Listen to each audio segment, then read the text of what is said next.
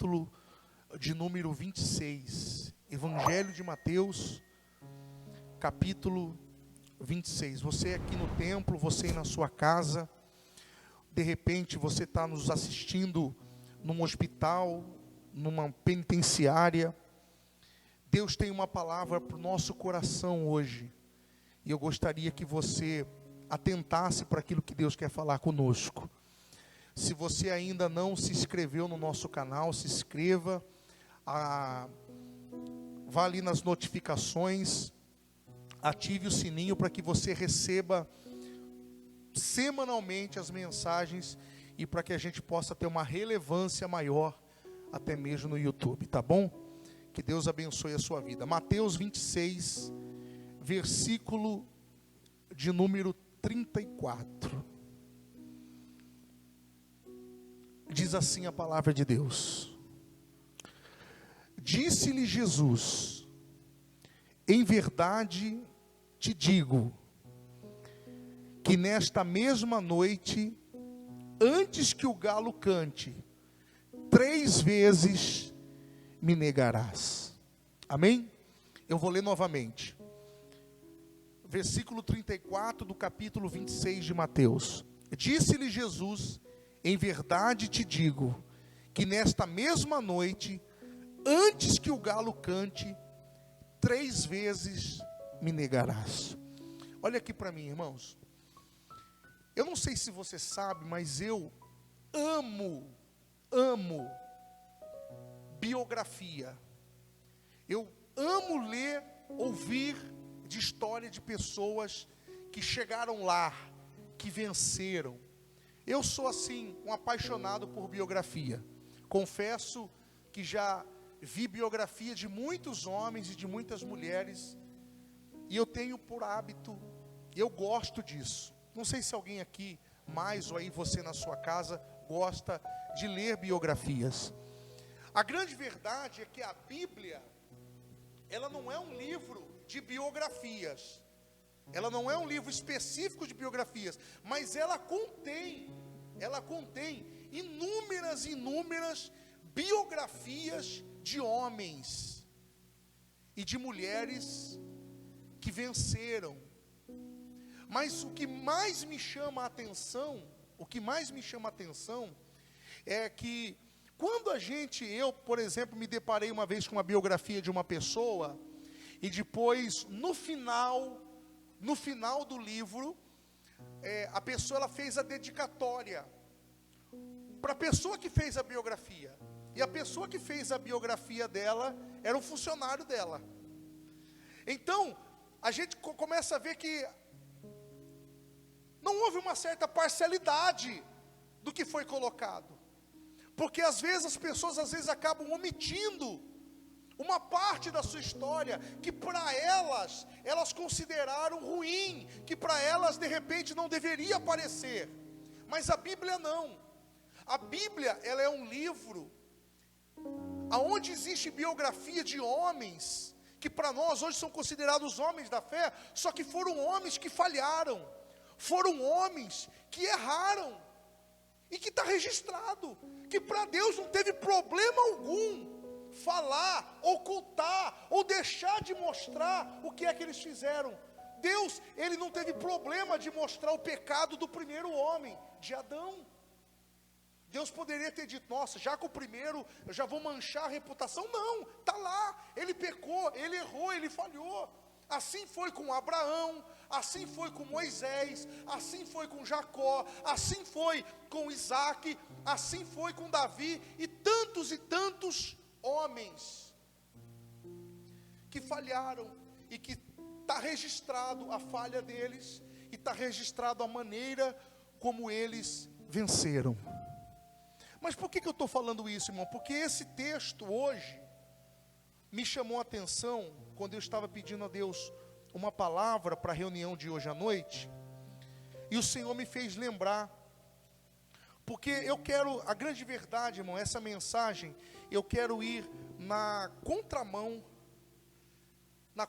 de tudo que às vezes a gente acaba aqui por ouvir. Quando a gente se depara com uma mensagem, principalmente de internet, é onde as pessoas mais buscam hoje refúgio, nas redes sociais, a gente vai muito pelo tema, né? Os passos para o sucesso, os passos para a vitória. E por aí a gente vai, o que leva uma pessoa à vitória. Mas eu quero hoje, vou falar, não me interprete mal, mas eu quero pegar uma direção oposta hoje. Hoje eu quero falar o que pode levar uma pessoa à queda. O que pode levar uma pessoa ao fracasso. Por que eu vou falar isso? Porque o próprio apóstolo Paulo, ele disse o seguinte: aquele que está em pé, cuide para que não caia. Aquele que está em pé, cuide para que não caia. E esse texto que nós acabamos de ler em Mateus, ocorreu em que momento? Finalzinho do ministério do Senhor Jesus, ele acaba de fazer a última Páscoa com seus discípulos, eles tomam a Santa Ceia, e em dado momento que eles tomam a Santa Ceia, Jesus vira-se para Pedro e diz para Pedro: Pedro, uma coisa eu vou te dizer, antes, essa mesma noite, antes que o galo cante, 3 vezes, você vai me negar. Ou seja, você vai falhar, você vai cair. E queridos, eu gostaria de falar essa noite sobre três coisas que nos levam à queda. 3 coisas que nos fazem cair. Dentro dessa história da vida de Pedro, 3 coisas que levaram Pedro à queda, e que se eu não vigiar, eu posso ser um forte candidato também ao quê? A cair e colocar tudo a perder. A primeira coisa que eu vejo aqui dentro desse contexto, que levou à queda, a primeira coisa que levou à queda de Pedro, chama-se orgulho. Diga comigo, orgulho. É interessante que, mesmo sem o pessoal do louvor saber hoje, a primeira canção que a gente começou o culto hoje foi dizendo isso, né? Eu quero descer, quero quebrar o meu orgulho, porque o orgulho é a soberba. Quando você procura no dicionário a palavra orgulho, você vai encontrar lá, manifestação de alto apreço. O que é um orgulho? Orgulho é isso, uma manifestação de um alto apreço. A pessoa orgulhosa, ela está dando um valor a mais do que lhe é o quê? Devido. Quem é que nunca foi numa loja, por exemplo, pegou uma pecinha de roupa, uma bermudinha, irmão, desse tamanho, e você falou assim: salgadinha essa bermuda, hein? Não é para tanto, é um preço de uma calça jeans. Ou seja, o orgulho é justamente isso, a gente dá um valor excessivo para aquilo que de fato não é tudo aquilo. A pessoa orgulhosa é assim. Você pode ver, e eu mostro para você que quando Jesus está conversando com os discípulos, e Jesus fala isso para Pedro: olha, essa mesma noite, Pedro, você vai cair. Você vai ver que Pedro, ele disse assim no versículo 35, Pedro disse assim: Senhor, ainda que me seja necessário morrer, mas eu não vou te negar. Ou seja, Jesus estava falando para ele que ele ia negar, mas Pedro estava se considerando mais santo, estava se considerando mais capaz do que o próprio quê? Senhor Jesus. O orgulho faz isso. Irmão, não se engane, existe 2 extremos. Existe aquela pessoa que ela tem a baixa autoestima, que é muito ruim. Uma pessoa com baixa estima, ela acaba aqui por se depreciar, ela acaba aqui por ser o seu próprio carrasco. E existe também o extremo exemplo disso, que é aquela pessoa que ela se acha a última bolacha do quê? E ela não é tudo isso. Então a gente tem que tomar muito cuidado, porque se você pegar nos evangelhos, você vai encontrar Pedro dizendo isso: Senhor, todos eles podem te negar, eu não. Uma autossuficiência, um orgulho, uma soberba. Ele achava que ele era o quê? O cara, que ele era intocável, que ele era imbatível. Isso é muito perigoso, irmão. E quando eu falo de soberba, de orgulho, eu não quero que você se arremeta à questão de pessoa que tem casona, que tem carrão, porque, irmãos, tem pessoa que mora em mansão e é orgulhosa, e tem pessoa que mora em barraco, mora na rua e também é o quê? Tem pessoa que anda de Ferrari e é orgulhosa, e tem pessoa que anda a pé, que também é o quê? Orgulhosa. E Salomão, quando ele escreveu Provérbios, no capítulo 16, ele diz que a soberba, ela antecede a ruína e a queda. Quando você pega uma pessoa soberba, quando você pega uma pessoa orgulhosa, a gente tem que tomar muito cuidado, irmão. Tem uma canção que a gente canta, que fala, né? A gente cantou muito agora, nessa geração tem cantado muito. Meu orgulho me tirou do jardim. Meu orgulho, sabe, aquela confiança. Sabe o que eu me lembrei? Eu não sei se vocês vão se lembrar. Eu uso essas ilustrações para jogar luz no sermão, porque a gente tem que tomar cuidado, irmão, com certo tipo de orgulho. Teve uma Copa aí, que deu Brasil e Alemanha. Vocês se lembram? Posso falar ou vocês vão ficar bravos? E aí, um dos jogadores lesionou. Vocês se lembram quem era? Lesionou. E aí ficou aquela coisa, e agora? O que vai fazer? Nós vamos dar uma fortalecida no ataque? Nós vamos dar uma fortalecida na defesa? Nós vamos dar uma fechada no meio de campo? Aí vem quem? O Filipão? Não. Nós vamos colocar um outro atacante. Porque é o seguinte, é Brasil, é amarelinha. Uma autoconfiança, irmão, achando que era tudo aquilo.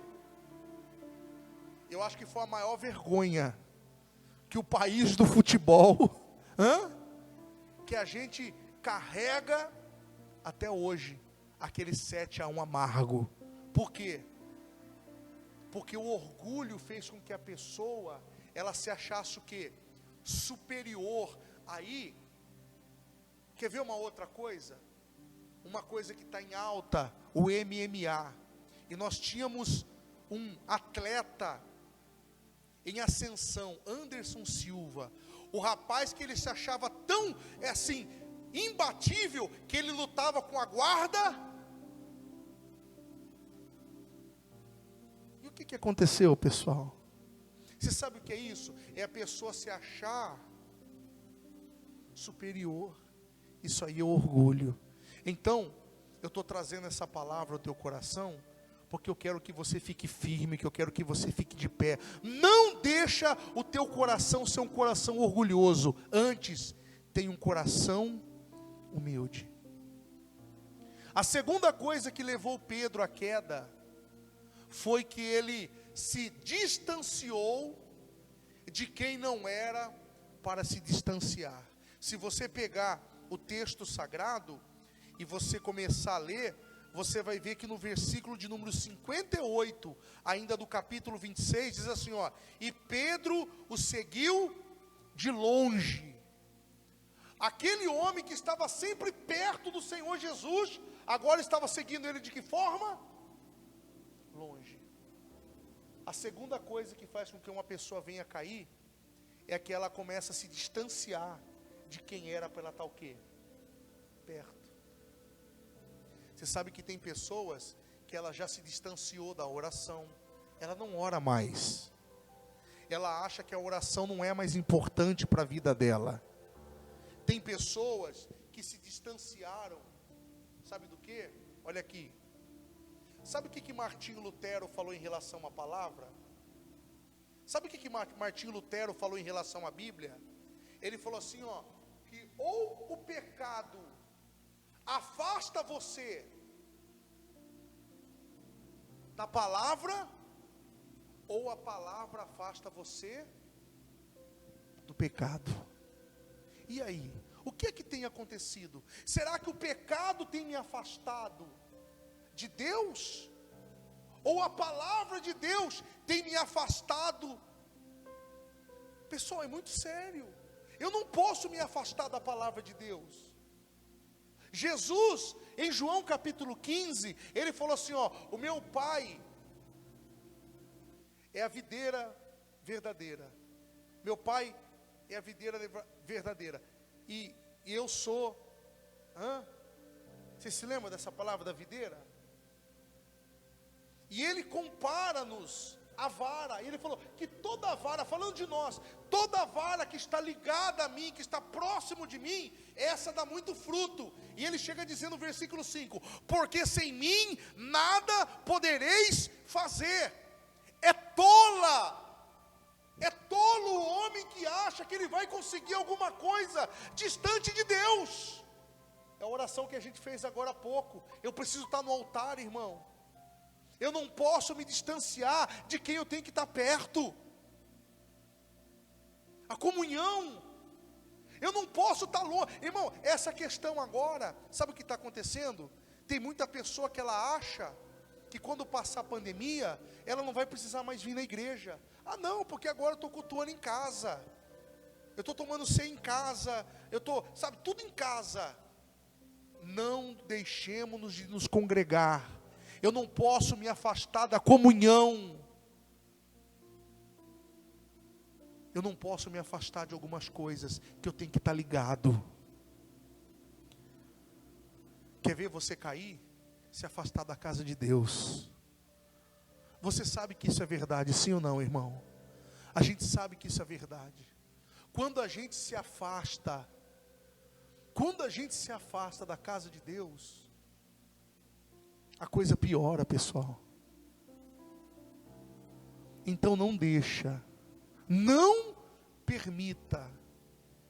Você deve estar perto de Jesus. Você quer permanecer de pé? Esteja perto de Jesus. Esteja o mais perto possível do Senhor Jesus. E a última coisa que eu quero falar para vocês, que foi a queda de Pedro, e pode ser a queda de muitos. A primeira é o orgulho. A segunda é que ele se distanciou de quem ele tinha que estar perto. E a terceira é que ele se aproximou de quem ele deveria estar longe. Você vai pegando os versículos que vem a seguir, do versículo 69, do 73, você vai ver Pedro se aproximando de pessoas que estavam zombando da fé, que estavam zombando do Salvador, e ele estava se aproximando dessas pessoas. Irmãos, por favor, eu não só tenho que saber quem é que eu tenho que estar perto, mas eu também preciso ter o discernimento de quem eu preciso me afastar. Tem amizades que não dá mais, tem lugares que não dá mais, tem ambiente que não dá mais. Se você continuar, você vai ser um forte candidato a cair. Você não vai ver uma definição de felicidade. Eu preguei na quarta passada. Você não vai ver uma definição de felicidade na Bíblia explícita, mas a Bíblia vai mostrar quem é que é feliz. Não tem uma expressão do que é a felicidade, mas a Bíblia vai mostrar quem é que é feliz. O Salmo 1 começa dizendo assim, ó: bem-aventurado. A palavra bem-aventurado ali, a tradução é a mesma que foi usada no Sermão da Montanha, em Mateus capítulo 5, que é a palavra Macários. Macários, que significa feliz. Bem-aventurado, feliz é o homem que não anda segundo o conselho do ímpio, que não se detém no caminho dos pecadores, e nem se assenta onde? A roda dos escarnecedores. Sabe o que a Bíblia vai dizer quem é feliz? Quando você sabe aquilo que você evita. Quem é que é a pessoa feliz? Quando ela sabe quem ela tem que evitar. Olha o que a Bíblia fala, de bem-aventurado o homem que não anda. Olha a regressão: andar, parar e assentar. Andar no caminho do ímpio, parar no caminho de pecador e se assentar na roda de escarnecedor. Irmão, você tem que saber quem você deve evitar. É simples. Não tem pessoas que quando a gente está perto dela, ela nos aproxima de Deus. E todas as vezes que a gente está bem, que a gente está num lugar, num patamar elevado, pode ter certeza que sempre Deus vai estar usando uma pessoa para nos abençoar. Sim ou não? Sempre é assim. Quando a gente está num patamar elevado, que as coisas estão fluindo, Deus sempre vai estar usando uma pessoa. Mas a gente sabe também que o oposto, que quando muitas pessoas vão à decadência, e vão à queda, e vão à ruína, e vão ao fracasso, é porque o diabo usou também quem? Uma pessoa. Às vezes é um convite, é uma fala. Então, essa mensagem é uma mensagem para aqueles que querem permanecer de pé. Essa mensagem é uma mensagem para aqueles que querem permanecerem firmes. Então você sabe, irmão, quem você deve evitar, quem você deve abrir o teu coração, quem você deve levar para a tua casa. Eu, diante de Deus, diante do Senhor Jesus, diante do Espírito Santo, olha para mim, eu quero ver você bem, eu quero ver você próspero, eu quero ver você de pé.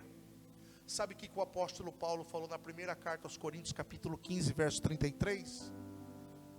Não vos enganeis, porque as más conversações corrompem bons costumes. Não erreis, as más conversações. Se você ficar do lado de pessoa pessimista, se você ficar do lado de pessoa que tudo para ela, ai, ui, e daqui a pouco você está, ai, ui, sim ou não? Se você ficar do lado de uma pessoa negativa, daqui a pouco você está como? Negativo. Se você começar a ficar do lado de pessoas incrédulas à sua volta, daqui a pouco você também está até duvidando de quem? Do próprio Deus.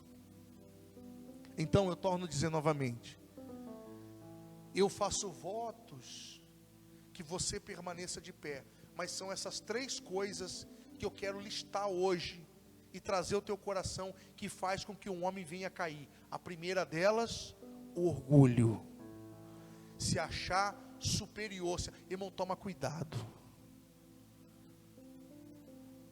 Quem é alguma coisa na nossa vida é Deus. Amém? As conquistas que Deus vai te dar, não é para você esfregar na cara de ninguém, é para que o nome do Senhor seja glorificado. Amém? Tanto é, que o que o Senhor vai fazer na sua vida, vai ser igual o que está na Bíblia. Quando você começa a ler os milagres, os maiores milagres da Bíblia, sabe o que Jesus falava para as pessoas que eram curadas? Falava assim, ó, não fala nada para ninguém. Jesus, ele disse assim, ó, que o reino dos céus, Mateus 13, é semelhante ao fermento que uma mulher escondeu, tirou da massa. Você já fez alguma receita alguma vez que usou fermento? O fermento é interessante, né? Você pega um pouquinho do fermento, pouquinho. Em relação à massa, ele é bem menor, sim ou não? Aí você mistura naquela massa. Você vê o fermento fazendo barulho? Hã? O fermento, ele é totalmente silencioso. Mas daqui a pouco, ó, levedou toda a massa. Sabe o que o Senhor está dizendo? Que Ele vai te abençoar tanto. Você não vai ficar falando para os quatro cantos, não. Mas a hora que a pessoa perceber, meu Deus, como que cresceu. É muito forte isso ou não é? Como que cresceu? É como Jesus falava, fez um milagre, ó. Não conta nada para ninguém. Só anda na rua de boca fechada. Deixa as pessoas falarem o que é que eu fiz na sua vida. O melhor o evangelho. Ah, pastor, mas sabe o que é? É que a minha reputação, irmão, sabe o que é reputação? Sabe o que é reputação? Como eu disse na oração agora, eu não estou nem um pouco preocupado com a tua reputação, porque reputação é aquilo que os outros pensam de você. Agora, caráter é aquilo que você é. E nós viemos aqui nessa igreja entregar nossa vida para Deus, não para Deus melhorar a nossa reputação, porque eu estou pouco me importando com o que as pessoas pensam de mim. Eu quero saber o que Deus pensa da minha vida. E você sabe muito bem quem você é, sim ou não? Agora presta atenção aqui. Então, o orgulho faz com que a pessoa caia. A segunda coisa, se distanciar de quem não pode se distanciar. Você tem que estar perto de Jesus. E escolha estar perto de quem te leva a Jesus. E a terceira coisa, não se associe de quem você tem que estar longe. Tem pessoas que você deve evitar. Evita. Faz o conselho da palavra. Aí sabe o que aconteceu? A história de Pedro, ele caiu, mas quando você vai ler lá o Evangelho de João, capítulo 21, no versículo 15, Jesus encontra com ele na praia. E Jesus é totalmente diferente de nós pais, porque quando um filho nosso faz uma coisa errada, e quebra a cara, e faz o oposto do que a gente falou para fazer, quando a gente encontra com ele, a gente olha para ele e fala o quê? Eu não falei? Não é assim que a gente faz, irmão? Sim ou não? A gente não olha e fala assim, eu não te avisei? Eu não falei para você, Pedro? Jesus encontrou Pedro lá, Jesus não olhou para ele e falou assim, ei Pedrão, hein Pedrão? Eu não falei que antes que o galo cantasse, você ia me negar 3 vezes? Acertei ou não acertei? Eu conheço. Sabe o que Jesus falou para Pedro? Chamou ele na praia, olhou para ele e falou assim, Pedro, me responda uma coisa, tu me amas? Pedro falou, eu te amo. Ele falou assim, então apacenta minhas ovelhas. Daqui a pouco Jesus olha para ele novamente e pergunta, Pedro, tu me amas? Pedro falou, Senhor, eu te amo. Ele falou, então apacenta as minhas ovelhas. E pela terceira vez, Jesus olhou para Pedro e falou, Pedro, tu me amas? Pedro falou, Senhor, tu sabes que eu te amo. Ele falou, então vai e apacenta as minhas ovelhas. Para aquelas 3 negações de Pedro, Jesus trouxe 3 restaurações específicas, amorosas, porque o nosso Deus é um Deus amoroso. E eu quero falar para você, querido, se o diabo achava que ia te derrubar, e que os seus dias iam ser frustrantes, ele não sabe o Deus que tem cuidado de você, e tem cuidado de mim. E a pergunta do Senhor para nós é essa noite, você me ama? Quem pode dizer eu amo o Senhor Jesus? Aleluia, eu levanto as minhas mãos e também declaro, eu amo o Senhor Jesus. Você aí na tua casa declare, eu amo o Senhor Jesus, e as palmas louvam ao Senhor bem forte agora.